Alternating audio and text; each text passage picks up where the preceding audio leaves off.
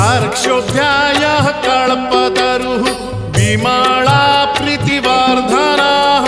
बलभद्रो वासुदेवो माधवो मधुसूदनः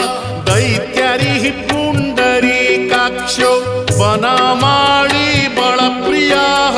ब्रह्मा विष्णु वृष्णिवंशो मुरारिः कृष्णकेशवः श्रीरामः सच्चिदानन्दो गोविन्दः परमेश्वरः विष्णुर्विष्णुर्महाविष्णुर्प्रभविष्णुर्महेश्वरः लोककर्ता जगन्नाथो महीकर्ता महजसाः महर्षिः कपिलाचार्यो लोकचारी सुरहरिः आत्मा च जीवपालश्च शूरः संसारपालः